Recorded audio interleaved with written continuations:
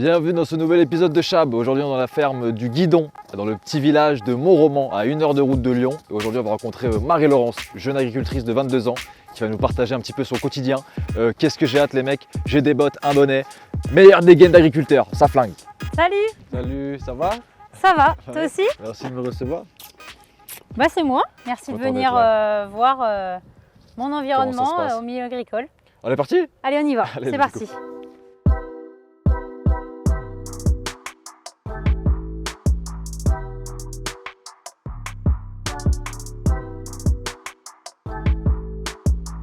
Tu me disais que tu avais 22 ans toi, c'est ça? Ouais. Et comment ça. t'en es arrivée à devenir agricultrice? Ce métier-là, bon, on peut apprendre à l'aimer comme ça, Ouais. mais c'est vrai que moi je suis née dedans, donc j'ai petit à petit grandi avec les animaux, avec Ok. les vaches, à la ferme chez mes parents. Donc après j'ai été en lycée agricole, comme ça j'ai fait des études purement agricoles, Ok. donc avec un bac, un BTS et puis une petite licence derrière pour se perfectionner aussi. Clément, mon patron, il est installé ici, sur cette exploitation, où il a 85 vaches laitières. Ok. Donc c'est des vaches qui sont élevées que pour produire du lait. Donc déjà, moi aussi j'ai le droit de te poser des questions. Bah oui, vas-y, mais ça se voit que je vais pas avoir les réponses, mais vas-y, fonce. À ton avis, qu'est-ce qu'il faut pour que la vache elle produise du lait? Faut qu'elle mange. Ouais. Et il y a un élément hyper déclencheur dans sa vie. La vache? Ouais. Ah, Qui fait que je suis pas assez proche des vaches, t'avoue. pour qu'elle là. passe de la phase d'adolescente, si tu veux, Ok, à adulte où elle peut donner du lait? Ouais. Je sais pas du tout, je t'avoue. et bah tout simplement en fait, faut qu'elle mette bas et donc Faut qu'elle donne naissance à un petit veau donc, pour ok. qu'elle produise du lait. Ah ouais, c'était assez facile, je suis un peu bête, j'avoue. Non mais c'est J'aurais un peu pu piège arriver. aussi, Ouais, hein, j'ai je vu, mais te j'ai senti le l'accorde. piège arriver. Je t'ai vu, est-ce que moi aussi je peux poser une question? Je t'ai vu arriver de loin, mais ok, c'est cool. Donc là on rentre dans l'écurie et c'est un petit peu la chambre des petits veaux si tu Ouais, veux. ils sont bien cachés là. Ok. Ouais. Ah ouais. La lumière ça, change. on est sur une autre ambiance là. Ouais. Et ça, c'est vous, c'est quel âge à peu près? Et bah donc ici par exemple, ces petits veaux qui sont là, Mais non, c'est les plus jeunes. ils sont minus.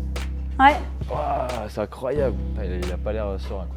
Moi, dans mon métier, la naissance du petit veau, c'est vraiment la phase que j'apprécie beaucoup, quoi. Parce que on voit que les animaux viennent au monde, donc c'est quand même beau, quoi. Ceux-là, là, ils sont nés il y a combien de temps, tu penses? Et bah, donc par exemple, cette petite femelle, il y a 15 jours. Il y a 15 jours. Ouais. Et après, en fait, elles grandissent. Plus elles Et ils changent évoluent, d'endroit. et Ouais. bah, plus elles grandissent. D'accord, ok. Putain, mais c'est gros ça quand même pour 15 jours là. C'est un beau bébé hein. Ouais. Chez Clément, il n'y a pas de taureau. C'est l'inséminateur qui vient. Son travail, c'est d'inséminer les vaches. Donc en fait, C'est son travail. Il fait ça dans la vie et il gagne Ouais. sa vie en faisant ça quoi. oui. Nom de Dieu, d'accord. Waouh, ok, donc lui mardi matin il vient et ok. Ouais, donc en fait on l'appelle et donc il y a un centre où il y a plein de taureaux et ils sont tous sur un catalogue et Clément il choisit quel taureau il veut mettre avec quel génisse. Comment il choisit, c'est quoi les critères? Et bah donc en fait chaque exploitation ou chaque agriculteur a ses critères. Il y a une sorte de Tinder de taureau. Là. Voilà, un peu. Et donc super. Clément il va regarder la qualité du lait.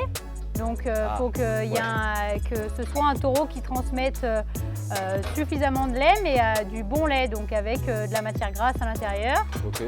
Hop. Ouais. Et mine de rien, tu dois quand même t'attacher un petit peu à ces vaches avec le temps, non? Ouais, Tu crées des petits liens. oui, bah oui, il y a toujours des vaches un peu plus gentilles que d'autres.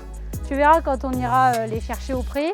Il y a certaines vaches qui sont, qui aiment bien les câlins. Ah ouais. On dirait pas comme ça. Hein.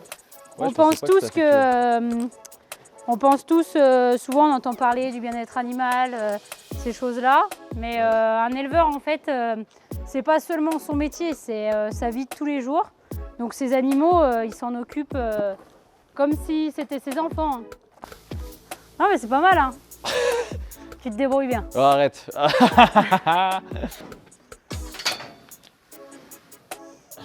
Et voilà les potes. Eh, bon app hein. Tu commences à quelle heure la journée? Et bah, quand c'est moi qui traite le matin, à 5h30. Et tu finis hein? Et bah, souvent, je travaille soit le matin soit l'après-midi, donc en fait c'est la traite du matin ou la traite du soir. Et après il y a aussi les week-ends où c'est moi d'astreinte. Là je travaille toute la journée, donc je fais une pause entre midi et 2 assez longue de coupure et puis je reprends de 15h à 19h30, 20h. Donc là on va retourner au bâtiment des vaches laitières pour rentrer les vaches et traire. Ok, tout ce que je sais faire, Voilà. c'est parfait.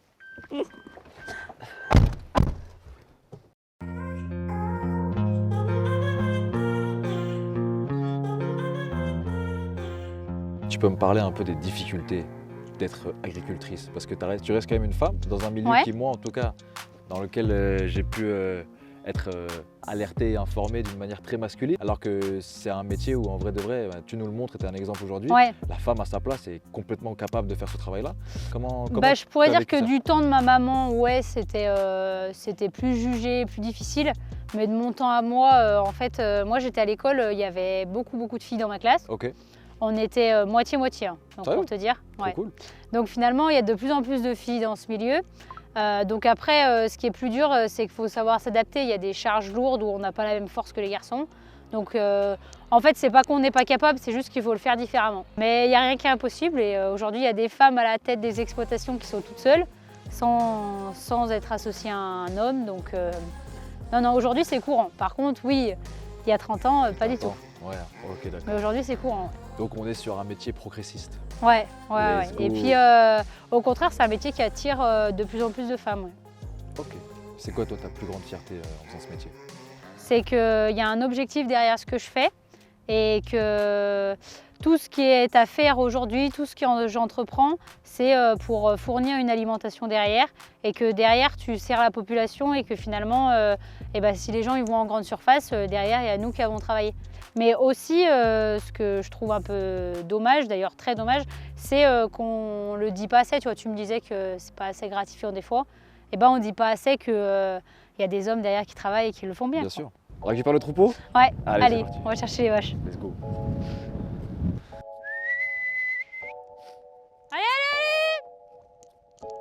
Allez les filles! Alors l'inflation, on en pense quoi? Ouais, s'en bat les couilles, hein. Et elle remonte à la ferme. Toute seule. Voilà. Allez les jeunes, on y va? C'est parti? Ah voilà, c'est bien, c'est bien. Vamos, vamos!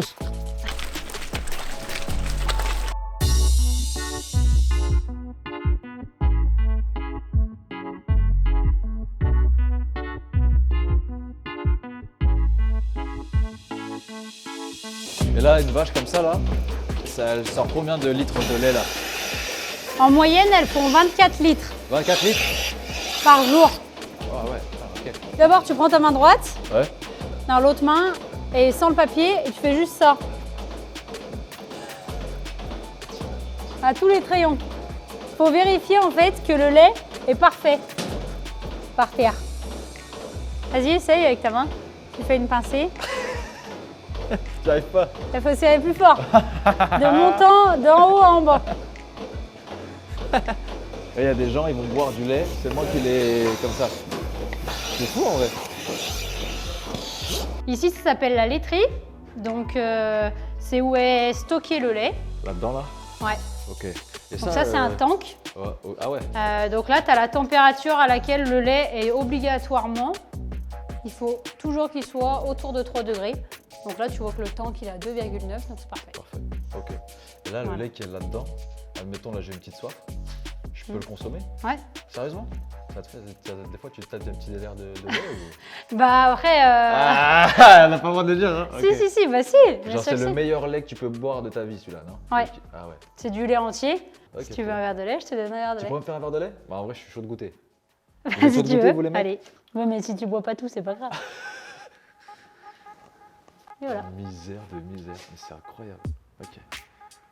Et c'est du lait entier. Je suis stressé. Putain, c'est trop bon. Ouais, il est entier. Parce qu'en fait, pour faire du beurre, il faut enlever un peu de matière grasse qu'il y a dans le lait. C'est pour ça qu'ils sont obligés de le demi-écrémer. Ah, le beurre, c'est du lait à la base?